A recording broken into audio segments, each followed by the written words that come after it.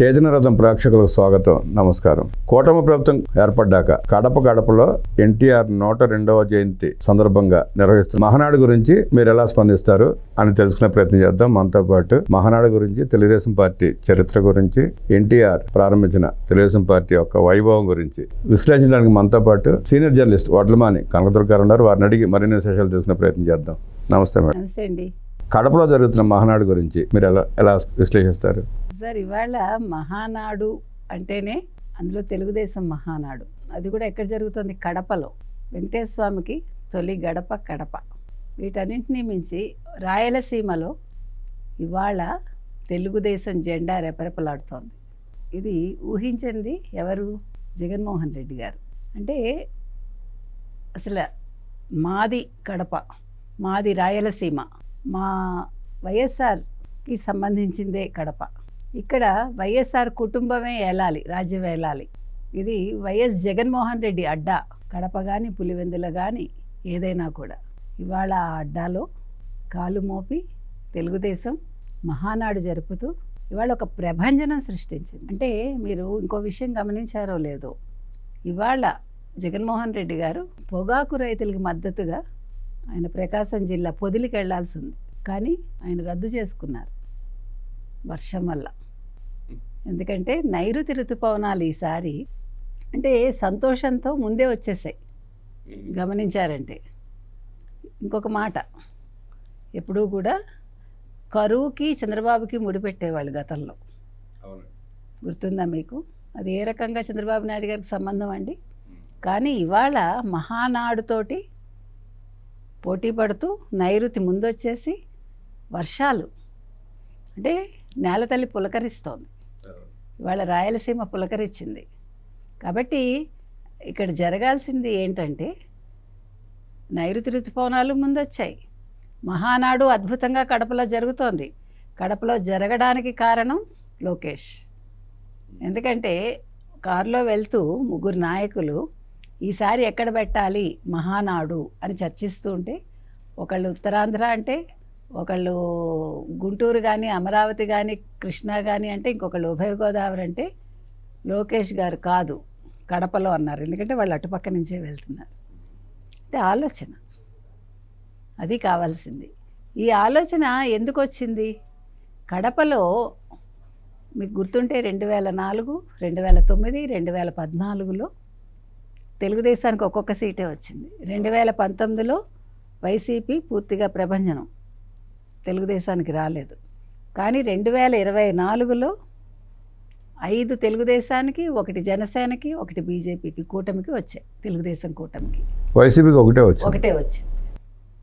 అంటే ఇది నాది అనుకున్నది ఏది నీది కాదు, శాశ్వతం కాదు అని ప్రజలు తీర్పిచ్చారు. కుప్పంలో మేము జెండా ఎగరేస్తాం అని ఎవరన్నారు? వైసీపీ వాళ్ళు అన్నారు. కుప్పంలో చంద్రబాబు నాయుడు గారు నెగ్గితే జగన్ రెడ్డి కూడా అన్నాడండి, why not Kuppam, why not 175, why not Kuppam అంటే కొడాలి నాని లాంటి వాళ్ళు చంద్రబాబు నాయుడు గారు గెలిస్తే ఆయన షూ పాలిష్ చేస్తా అన్నాడు. మరి ఎందుకు చేయలేదు? వాళ్ళు ఎక్కడున్నా అమెరికా పారిపోవటానికి సిద్ధంగా ఉన్నాం. అంటే గుండెపోటు వచ్చి హాస్పిటల్ చేరాడు అది దెబ్బకి.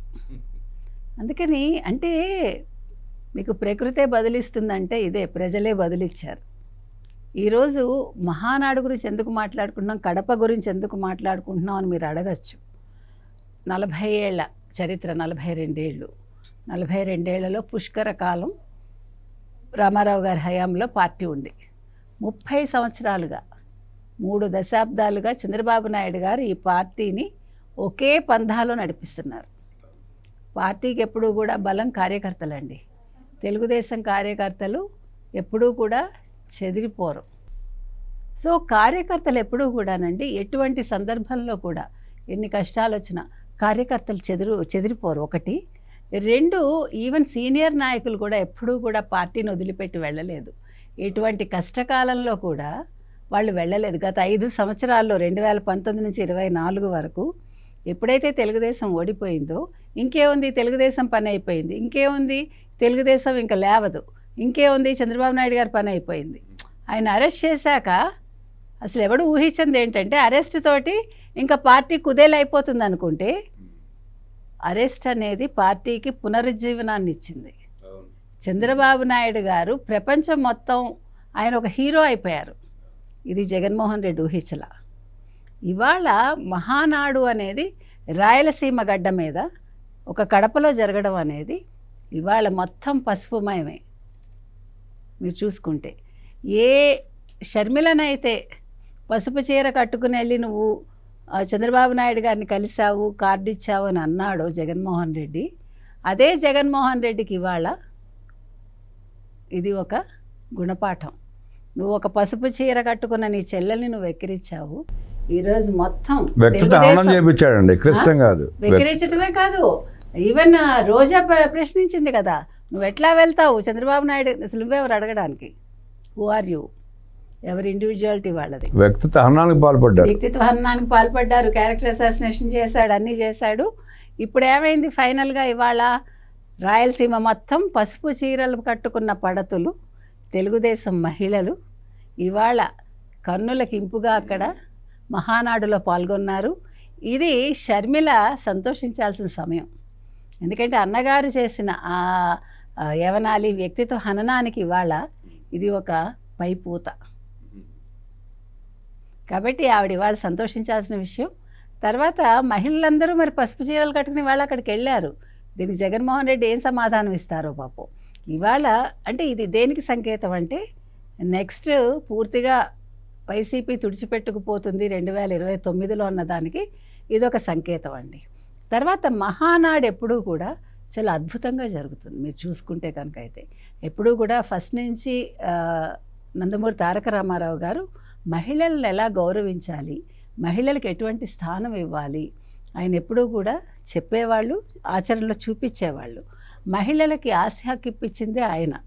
మహిళా సాధికారత అంటే అదే కదండి. తర్వాత చంద్రబాబు నాయుడు గారు వచ్చాక డ్వాక్రా పెట్టడం మహిళల కోసం. ఇవాళ డ్వాక్రా అనేది మీరు ఇంట్లో కూర్చునే మీరు ఇవాళ చేసుకోవచ్చని నిన్నను కొత్తగా ఒక సిస్టమ్ తీసుకురావడం, ఇలా ప్రతి ఒక్కటి కూడా అంటే మహిళల కోసం తెలుగుదేశం ఏం చేస్తుంది అన్నదానికి ఇది ఒక సంకేతం. ఇవాళ ఆయన ఏమంటున్నారు, మీరు వర్క్ ఫ్రమ్ హోమ్ చేసుకోండి, ఈవెన్ చదువుకున్న మహిళలు అయితే చాలు, మీరు కంప్యూటర్ నేర్చుకోండి, లేదు మీకు ఏం నచ్చితే అది మీరు నేర్చుకుని సాఫ్ట్ స్కిల్స్ నేర్చుకోండి, మీరు మీ కాళ్ళ మీద మీరు నిలబడండి, 4 గంటలే పని చేయండి, రోజుకి ఇంట్లో పనులు చూసుకోండి. ఇది చాలా మంచి అవకాశం కదండి. ప్రతి ఒక్కళ్ళని ఒక వ్యాపారవేత్తగానో లేదు ఒక ఉద్యోగస్తురాలుగానో చెయ్యాలి అనేది వీళ్ళ తపనండి. ఇక లోకేష్ విషయానికి వస్తే లోకేష్ కూడా మహిళా సాధికారత మీద చాలా పూర్తిగా దృష్టి పెడుతున్నారు. తర్వాత ఇవాళ ఒక మహిళని వాళ్ళు హోంమంత్రిని చేశారు. ఈ పార్టీ వచ్చాక కూటమిలో ఉంటూ కూడా 3 పార్టీలు ఏకగ్రీవంగా ఒక మహిళను ఎన్నుకున్నారు. ఇలా ప్రతి ఒక్క అంశంలోనూ కూడా తెలుగుదేశం ఎప్పుడు ముందంజలో ఉందండి ఆడవాళ్ళ విషయంలో. తర్వాత గౌరవం ఇవ్వటంలో కూడా తెలుగుదేశం తర్వాతే మహిళల్ని ఎక్కడా కూడా ఎవరు కించపరచరు. అంటే ఏ వైసీపీ అయితే మహిళల్ని వ్యక్తిత్వాన్ని హననం చేయటమే కాకుండా బూతుల సంస్కృతిని ప్రవేశపెట్టి ఇంట్లో ఉండే అక్క చెల్లెల్ని, అన్నదమ్ముల్ని, అమ్మల్ని అందరినీ తిట్టిస్తుందో అటువంటి సంస్కారం అంటే అటువంటి కుసంస్కారం లేని పార్టీ తెలుగుదేశం పార్టీ. అంటే మీరు తిట్టినా కూడా ఇప్పుడు వెంటనే కొట్టచ్చండి, వెంటనే అరెస్ట్ చేయొచ్చు, అది కాదు కదా. మనిషికి మానసికంగా ముందు పరిణతి రావాలి. ఆ పరిణతి రావాలనేది చంద్రబాబు నాయుడు గారి ఉద్దేశం ఎప్పుడూ కూడా. ఇప్పుడు మీరు కొట్టడం పెద్ద విషయం కాదు, కానీ నీ మాటలే నీ వ్యక్తిత్వాన్ని ఎప్పుడైతే తెలియజెప్తున్నాయో ఇప్పుడు వాళ్ళందరికీ ప్రపంచంలో అందరికీ తెలిసిందండి వైసీపీ వాళ్ళు ఎలాంటి వాళ్ళు. ఇవాళ వాళ్ళకి భగవంతుడే శిక్ష వేస్తున్నాడో లేదు వాళ్ళ క్యారెక్టరే వాళ్ళకి శిక్ష వేసిందో, ఇవాళ ఒక్కొక్కళ్ళు ఏ రకంగా ఉంటున్నారు, ఎక్కడెక్కడ ఉంటున్నారు, అనారోగ్యం పాలవుతున్నారు, లేదంటే జైళ్లలో మగ్గుతున్నారు, ఇంకా జీవితంలో వాళ్ళు ఎన్ని చూడాలో. ఇంక ఇంతకు మించి అంటే కూటమి ప్రభుత్వం ప్రత్యేకంగా వాళ్ళకి శిక్షలు వేయక్కర్లేదండి. మనసుని మించిన శిక్ష ఇంకోటి ఉండదండి. మానసికంగా ఇవాళ ఎవడు తలెత్తుకోలేకుండా, సమాజంలో తిరగలేకుండా, వాళ్ళ నియోజకవర్గాల్లో తిరగలేకుండా వాళ్ళకి వాళ్ళే శిక్ష వేసుకోవాల్సిన ఒక రోజు వచ్చిందండి. ఇంతకు మించిన శిక్ష అవసరం లేదు. చంద్రబాబు నాయుడు గారు చెప్పినట్టుగా చట్టం తన పని తాను చేసుకెళ్తుంది. ఆ విషయంలో మాత్రం చంద్రబాబు నాయుడు గారిని మెచ్చుకోవాలండి. అంటే ఆవేశపడిపోయి రాగానే అందరినీ అరెస్టులు చేయించేసి ఒక కక్షలు కార్పణ్యాలకి కాకుండా ప్రకృతే సమాధానం చెప్తుంది అని వదిలేశారు చూడండి. ఆయన మనస్తత్వం కూడా అది కాదు అసలు. ఇప్పటికి కూడా ఆయన మీరందరూ సంయమనం పాటించండి, ఎవరు మీ గీత దాటొద్దు, అదే ఈ పార్టీకి శ్రీరామ రక్ష అండి. ఇవాళ ఈ పార్టీ ఈ రకంగా ఉంది అంటే ఇంత క్రమశిక్షణతో ఒక సెకండ్ చాలండి, ఓకే మీరు చెయ్యండి అంటే లక్షల్లో కార్యకర్తలు వెళ్ళి ఏమైనా చేయగలరు. లంకా దహనంలాగా ఏ దహనాలైనా జరగచ్చు. కానీ అది కాదు కదండి, ఒక నిబద్ధత ఉండాలి, ఒక నిజాయితీ ఉండాలి. ఇవి ఉన్న పార్టీ కాబట్టి మహానాడు తెలుగుదేశం పార్టీ ఇవాళ 42వ మహానాడు జరుపుకుంటోందండి. అద్భుతంగా జరుగుతోంది. అసలు ఏర్పాట్లు చూశారు మీరు, ఇంత వర్షం ఇంత ఇది జరుగుతూ వస్తూ ఉన్నా కూడా, పడుతూ ఉన్నా కూడా ఎక్కడా కూడా చెక్కు చెదరకుండా అది నడుస్తోంది. భోజనాలు కూడా ఎప్పుడూ కూడా మీకు ఇంకొక ముఖ్యమైన విషయం, తెలుగుదేశంలో మహానాడులో అద్భుతమైన భోజనాలు పెడతారండి. 450 మంది ఒకేసారి కూర్చుని ఏకపంక్తిలో భోజనం చేయగలగడం అనేది చాలా పెద్ద విషయం. అంటే ఇన్ని ఎకరాల్లో ఈ రకంగా ఏర్పాట్లు చేసి, అది కూడా రాయలసీమ లాంటి ప్రదేశంలో వీళ్ళు చేయగలిగారంటే చాలా అద్భుతమైన విషయం అండి. ఏది ఏమైనా ఇవాళ మహానాడు అనేది అంటే ప్రపంచాన్ని తన వైపు చూసేలా చేసుకుంటాం తెలుగుదేశం. అంటే ఒక ఏడాదిలోనే వాళ్ళు మహానాడు పెట్టి ఇవాళ 102వ జయంతి నందమూరి తారక రామారావు గారు దాన్ని పురస్కరించుకుని వాళ్ళు ఈ మహానాడు జరుపుతున్నారండి. రేపు వారి 102వ పుట్టినరోజు. సో అది ఒక నివాళిగా వాళ్ళు ఇస్తున్నారు. ఇది కూడా చాలా అద్భుతమైన విషయం. అన్ని రకాలుగా ఇది మనందరం కూడా మాట్లాడుకోవాల్సిన అంశం అని నేను అనుకుంటున్నాను. మేడం, తెలుగుదేశం పార్టీకి చంద్రబాబు నాయుడు గారికి మహిళలు అంటే ఎంత గౌరవం అంటే, ఆడపడుచులు అంటే ఎంత అభిమానం చూపిస్తారంటే, జగన్మోహన్ రెడ్డి తల్లిని చెల్లిని వ్యక్తిదహనాలు చేయడం చూసాం మనం. అలాగే పేరు నాని భార్య బియ్యం కేసులో ఇరుక్కుంది, ఆమెను అరెస్ట్ చేయని వాళ్ళ బాబు గారు. అలాగే ఆడుదాం ఆంధ్రాలో రోజారెడ్డిని ఆమె ఎన్ని విమర్శలు చేసినా, ఎంత దారుణంగా మాట్లాడినా అరెస్ట్ చేయడానికి ఆయన ఒప్పుకోవాలా. దీన్ని ఎట్లా చూస్తారు? అంటే ఎప్పుడు కూడా మనిషి ఏమంటారు, సంస్కారం ఉండాలండి. సంస్కారం అంటే ఏదో అక్కర్లేదు సార్. ఇప్పుడు తప్పు చేసిన వాళ్ళని శిక్షించడం పెద్ద పని కాదు, కానీ శిక్షించకుండా ఓకే వాళ్ళు తప్పు చేశారు, వాళ్ళ తప్పు వాళ్ళే తెలుసుకుంటారు, మహిళల్ని మనం ఇబ్బంది పెట్టకూడదు. స్త్రీలు సబలని తెలుసు ఆయనకి, అబల కాదు సబలని తెలుసున్నా కూడా అంత బూతులు మాట్లాడినా కూడా రోజా లాంటి వాళ్ళు, పేరుని నాని భార్య లాంటి వాళ్ళు మరి తెలిసి ఇరుక్కున్నారా తెలియక ఇరుక్కున్నారా మనకు తెలియదు. అంటే ఆవిడకి తెలిసే భర్త చేశాడా చేయలేదా అనేది తెలియదు. కాబట్టి సరే తప్పు జరిగింది, కానీ ఒక మహిళను ఎందుకు తీసుకెళ్ళి జైల్లో పెట్టించడం అని ఆయన ఆలోచించడం అనేది అది చంద్రబాబు నాయుడు గారి సంస్కారానికి అది ఒక ప్రతీక అండి, అంతే. సో మనందరం కూడా దాన్ని ఆహ్వానించవచ్చు. ఇప్పుడు రోజా కూడా రేపొద్దున అరెస్ట్ అవ్వచ్చు, మనకు తెలియదు. కాకపోతే ఏంటంటే తొందరపడి మీరు ఎవరిని అరెస్టులు చేయకండి, పక్కా ఆధారాలు ఉంటేనే చెయ్యండి అనేది చంద్రబాబు నాయుడు గారి సిద్ధాంతం. ఇదే జగన్మోహన్ రెడ్డి గారు ఈ ప్లేస్లో ఉంటే ఈ పాటికి ముందు అరెస్ట్ చేశాక మాట్లాడండి అంటాడు ఆయన. ఈవెన్ వీళ్ళందరినీ కూడా వెంటనే అరెస్ట్ చేయలేదు కదండి ఎవరిని కూడా. ఇప్పుడు ప్రజలు అసలు ఎంత వాళ్ళు కోపంగా ఉన్నారంటే, ఏంటి కూటమి ప్రభుత్వం ఎవరిని అరెస్ట్ చేయదేంటి ఇన్ని తప్పులు చేస్తే అంటే మనిషికి ఓపిక ఉండాలండి, ఓర్పు ఉండాలి. కరెక్టే, వాడు తప్పు చేశాడని మనం పనిష్మెంట్ ఇవ్వడం పెద్ద విషయం కాదు. ఆ ఇచ్చే పనిష్మెంట్ వాళ్ళు మళ్ళీ కోలుకోలేకుండా ఉండాలి. వాళ్ళు మళ్ళీ పక్కదారులు పట్టేసి వాళ్ళు బెయిల్ తెచ్చేసుకుని అవి కాదు కదండి. కాబట్టి నా దృష్టిలో చంద్రబాబు నాయుడు లాంటి నాయకుడు ఉండాలండి. ఆయన వంటి నాయకుడు ఉండబట్టే ఈరోజు తెలుగుదేశం ఇలా ఉంది. ఒక పడిలేచిన కెరటంలాగా, ఒక ఫీనిక్స్ పక్షిలాగా ఆయన ఎప్పటికప్పుడు పైకి లేస్తారు, అద్భుతాలు సృష్టిస్తూ ఉంటారు. ఆయన ఎప్పుడూ కూడా రేపు గురించి ఆలోచిస్తారు తప్ప ఇవాళ గురించి ఆలోచించరు. రేపు ఏమి ఇవ్వాలి, ఏం చెయ్యాలి, ఆయన దృష్టిలో యువత, భవిష్యత్తు కోసం, భవిష్యత్తు ఆలోచన, యువత తప్ప ఆయనకి ఇంకో ఇది లేదండి. ఆయన అదొక్కటే ఆయన ఆలోచన ఎప్పుడు కూడా. ఈ రాష్ట్రానికి నేను ఏం చేయాలి, తెలుగు వాళ్ళు నిజంగా గర్వించాలండి, తెలుగు వాళ్ళు నిజంగా నెత్తిన పెట్టుకోవాలి చంద్రబాబు నాయుడు గారిని. ఎందుకంటే వాళ్ళ పిల్లలందరూ కూడా ఈరోజు బాగున్నారంటే, పిల్లల భవిష్యత్తు బాగుందంటే అందుకు కారకులు చంద్రబాబు నాయుడు గారే 2 తెలుగు రాష్ట్రాల్లో కూడా.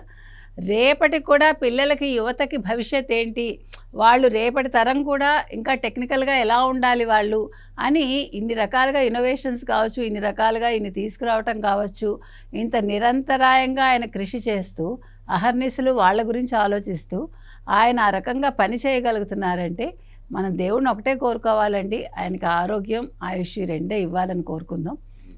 అదేవిధంగా ఇవాళ లోకేష్ గారు కూడా రాబోయే కాలంలో కాబోయే ముఖ్యమంత్రి కాబట్టి వారు కూడా ఇంకా మరింత అనుభవాన్ని తండ్రి అడుగుజాడల్లో ఉండి సంతరించుకుని ఇంకా నాయకుడిగా తను ఏంటో ప్రూవ్ చేసుకోవాలని మనం కోరుకుందామండి.